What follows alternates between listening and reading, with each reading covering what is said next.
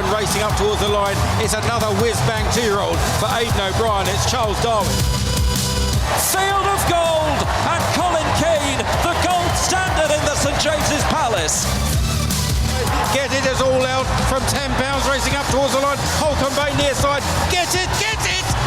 Get It has got it. And we're back podcasting. Here we are. PodBlasting, rather. Off to York and the Ebor Festival this week for a bit of an Ebor Meeting special. Covering 2 races from the Friday card, as well as the big race from Saturday's action, as well the Ebor Handicap itself. All 3 races getting our usual in-depth coverage. We'll start off with the Friday and the 1 mile 4 furlong SkyBet Handicap due off at 150 on Friday. And welcome back, Ben. Hope you enjoyed your break. And, well, we've both been on a break, obviously. And welcome back. And can you start us off with the 150 at York on Friday? Yeah, welcome back yourself, Tony. 150 York, Friday SkyBet handicap, a decent handicap to start off the Friday card. Some decent race trends at play in this one as well. A very strong race on the age front. The last 12 winners, all aged 4 or 5. That trend alone knocks out 5 of the 11 runners this year. The last 12 winners also had no more than 15 career starts and no more than 4 career wins. On the draw side of things, a wide draw has been a bit of a tricky place to win from. If you look at the last 19 renewals, which have been all the renewals since it's been run as a Class 2 contest, only one of the 19 winners broke from quarter 4 of the draw. That's the highest quarter of the draw. Those drawn there returned figures of 1 from 6 to 8, 7 places, 77% below expectation. So tricky race to be winning if you're out wide. Using those trends and stats have left me with a short list of 3. Mount Atlas, Insanity, and French Duke. Now, Roger Varian, he trains French Duke. He's won this race twice and had one other place from just 6 previous runners. Both his winners were 4-year-olds. French Duke is also a 4-year-old. Probably just didn't stay the 1 mile 6 trip at Goodwood last time out, and that run is easily enough excused for me. Now, the 14-runner field possibly also wasn't ideal either, as he's 0 from 5, 0 places in fields of 12 or more, compared to a win and 2 seconds from 3 starts in fields of 11 or less. I think this drawback in trip, mixed with a smaller field, should see French Duke run much better than he did last time out. Mount Atlas, he was a winner at Ascot last time out over this same trip, and the form was boosted by the second winning next time out. And Andrew Baldwin, he's got some solid stats with similar last time out winners at York, especially under the following. York, 7 furlong to 1 mile 6 furlong trips, July to October.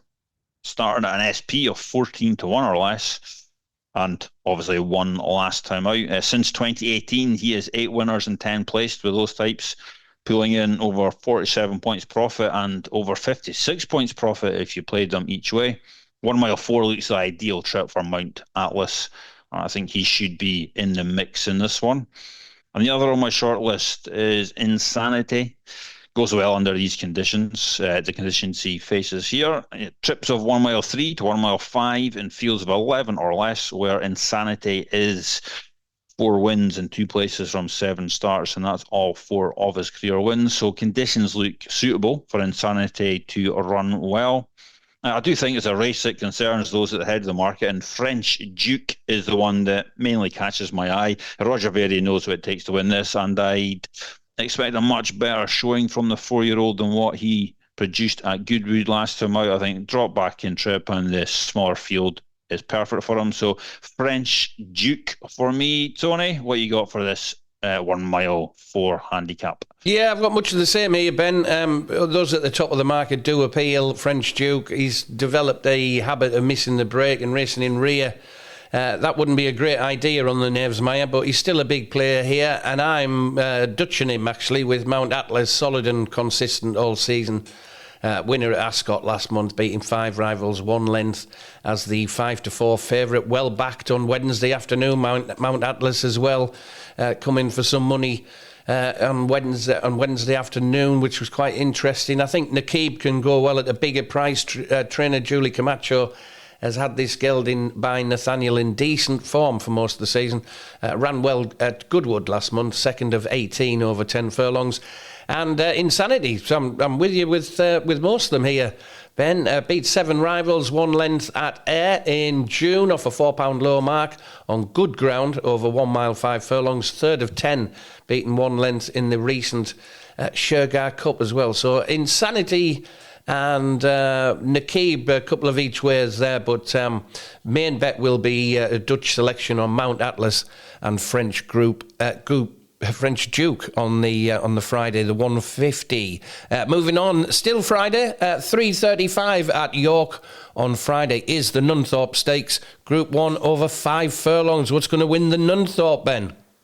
Yeah, another race with some strong race trends to work with for this Group 1 Nunthorpe. The last 12 winners all met the following.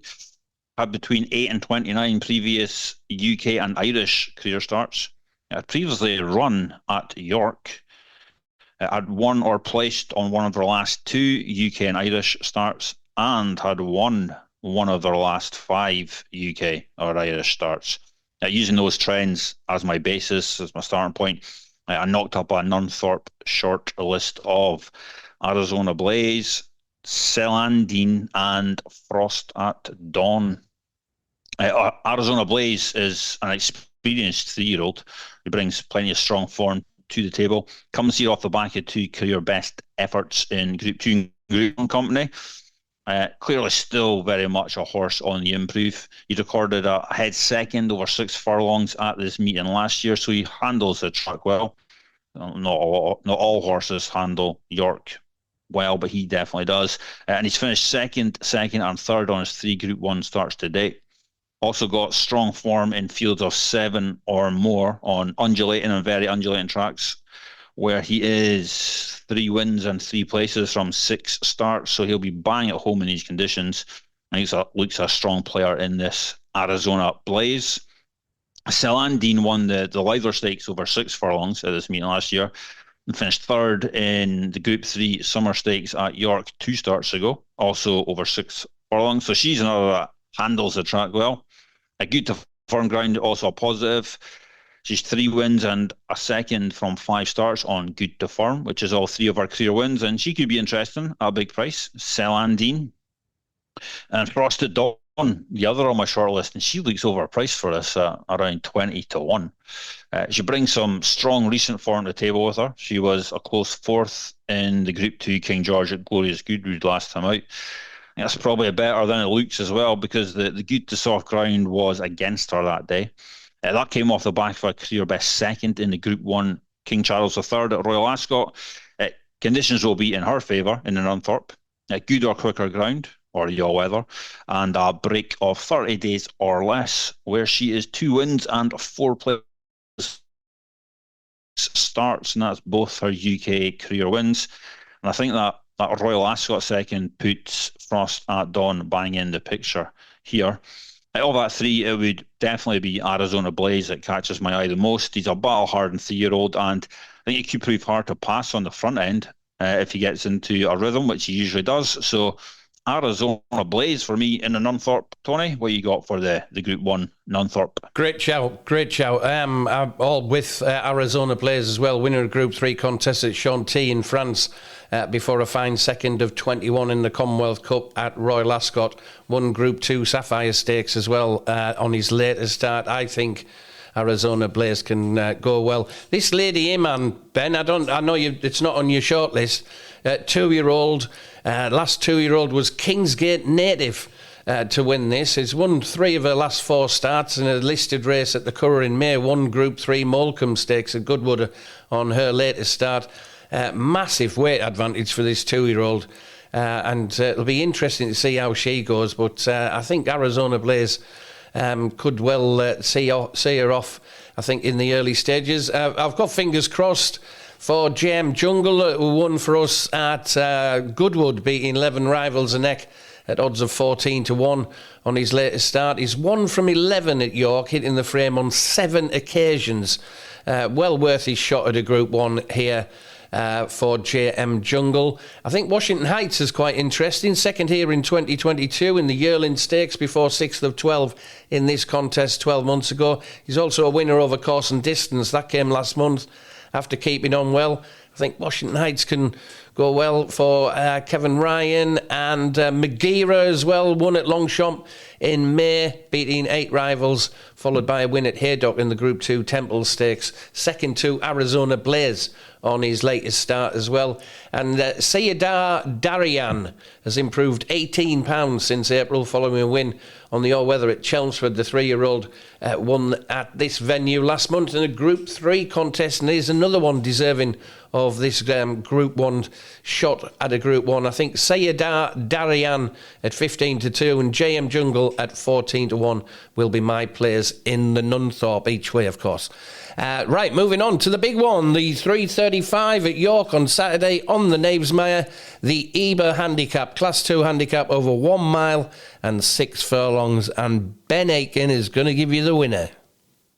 Hopefully, the big race handicap of the week, the Ebor, and another race offers up some solid race trends to work with. A selection of the race trends I have for this are: the last 12 winners had no more than 4 starts in the current season, running off a break of 21 days or more, won or placed on one of their last 3 starts, and had previously run over at least 1 mile 6. Using those trends as my basis, I came up with a short list of Ethical Diamond, Ascending, and Aeronautic. Aeronautic is the second reserve, so not guaranteed a run, but he did make my short list. Ethical Diamond, one of 4 that William Mullins had entered up at the 5-day stage. He landed the Duke of Edinburgh Stakes at Royal Ascot last time out. That looks decent form. The race already producing a couple of winners since. Ethical Diamond still very much unexposed on the flat as well. This only his 7th flat start, only his 4th flat handicap start. The way you won at Ascot suggests that the £8 rise for that win probably won't have him quite at the ceiling of his abilities just yet. William Buick was jocked up on this one at the 5-day stage, and he is still on board, thankfully, for the final decks. So obviously Mullins was looking to get Buick hooked onto this one early. Buick does ride the York staying trips well. He's got 9 wins in 9 places from his 51 rides over the 1 mile 6 and further trips at York. It's an 18% win strike rate. It's over 35 points profit, 20% above market expectation for Buick in these sort of races at York. And I think Ethical Diamond looks a big player in the Ebor. Ascending, another Irish raider. He's trained by Henry de Bromhead. He's also a last time out Royal Ascot winner. Winning the Ascot Stakes for 2 mile 4, only £3 higher here, which I'm a little surprised by. I think that could prove to be lenient. That Ascot race has worked out well since. The 2nd and the 4th both won next time out. A couple of other beaten horses have also won next time out. So the form of Ascending's Ascot win is holding up well. The cut back to 1 mile 6 here shouldn't be an issue for the 6-year-old, as he's won over 1 mile 4 on a start prior to Royal Ascot. So he's a horse with plenty of boot, bit of a kick in him to handle trips shorter than 2 miles. I think he's interested at around 16-1. Ascending, I think that looks a big price. We're just going to check to make sure that price hasn't moved since final deck. A little bit. He's about 14-1 just now. But that's still, I think that looks quite a bit of value for Ascending. And Aeronautic, third on my current short list. As I said, he's second reserve, so not guaranteed a run. Also an Irish raider. He comes here off the back of a close third at Glorious Goodwood. That was a career best on the figures, and he's able to run off the same mark again here. He also ran at Royal Ascot. He finished 5th in the 1 mile 6 Copper Horse handicap. That run is plenty better than the bare finishing position suggests. He was drawn in stall 2 that day. The Copper Horse handicap is proven to be a tricky race to win from the low stalls, and no winners are yet to break from quarter 1 of that handicap. So I marked that 5th place finish by Aeronautic up a few pounds. Much better than I think it looked. And still unexposed as a 4-year-old. This is only his 8th career start and only his 4th handicap start. So Aeronautic would be interesting if getting a run as second reserve. I wouldn't be surprised if all 3 of those Irish riders ran well in this, but I'm going to plump for the Henry de Bromhead trained Ascending here on the pod. I think he looks overpriced at 14s he is now. Some books not prices up at the minute, but I think he looks overpriced at double figures. So Ascending for Henry de Bromhead for me, Tony. What you got for the Ebor handicap? That's interesting, mate. Ascending, I'll have to have another look at him. He certainly wasn't on my radar, but I'll have another look at that. I'm with you with Ethical Diamond, 4th of 16 in the county hurdle at back in March, the Cheltenham Festival. And on his latest run, winning the Duke of Edinburgh Stakes, over a mile and a half. Over a mile and a half. Mullins does what Willie Mullins does. That's the 3-1 favourite. And now he's up to 1 mile 6, and he's 8-1. William Buick in the saddle there. Ethical Diamond. I'll be possibly playing him each way. I've got some massive prices coming up as well, by the way. French Master, I do like French Master. Group last seen in a Group 1, not disgraced, finishing 5th of 8, beaten 7.5 lengths by Scandinavia to around 9-1. He had blinkers on that day. He's got a first-time visor on today in the colours of Watnan Racing. That was in the Goodwood Cup Stakes at Glorious Goodwood last month, the back end of last month. He's 108 rated. He's the top rated in the race. He's by John and Thady Gosden, trained by John and Thady Gosden. James Doyle in the saddle. He's around 8-1, and he's by Frankel out of a See the Stars mare. Wow. So he should be winning every race. French Master for me, 8-1. I think he'll take all the beating, to be honest, in the Ebor. A couple, if you want a bit of fun, and 50p each way, I'm really serious about 50p each ways as well here, Ben. Yashin for Michael Bell, Archie Young claiming 5 there. That's around 50-1. He did win at Ascot in April, over 2 miles, winning the Sagaro Stakes, Group 3. He could go well at a massive price. Yashin, and the other couple subsequent for Mrs. Fitry Hare, in the colours of Mrs. Fitry Hare, Andrew Baldwin and Sheen Murphy. How many times, when was the last time we saw Sheen Murphy on a 100-1 shot? But he's riding one on Saturday in the Ebor. Last seen finishing 11th of 14 behind Sam Hawkins at Goodwood. In the summer handicap, needs to get back to winning ways, needs to get back to the form of last year, actually, when he was running well. Finished 2nd of 8 at Doncaster in the Mallard handicap before winning at Ascot in the Noel Merlis Stakes, which is a listed race at Ascot over 1 mile 6 furlongs. So, he's won over this distance. He's 100-1 at the minute, and Real Dream for Ian Williams. Joe Levy in the saddle here, 50-1. These are all 50p each ways, by the way. He ran well in defeat when last seen behind One for the Gutter, beaten 3 lengths at Newmarket last month in the Bet365 Trophy Heritage Handicap at 11-1. And he could go well. Real Dream, subsequent for Andrew Baldwin, Yashin, all at massive prices there for you. But the one for me is French Master, first-time visor, John and Thady Gosden, last seen in a Group 1 race, turns up in the Ebor on Saturday, off at 3:35. That's just about it. Thank you very much, Ben. Great to hear your voice. Many thanks for listening to the latest edition of the Racing PodBlast. And very best of luck with your bets for the remaining 2 days of the 2025 York Ebor Meeting. You catch me on 3B's Radio every morning, Monday to Friday, and you can catch more from Ben over on narrowingthefield.co.uk. Thanks very much, and we'll see you all again soon. Thanks, Ben. Cheers, Tony.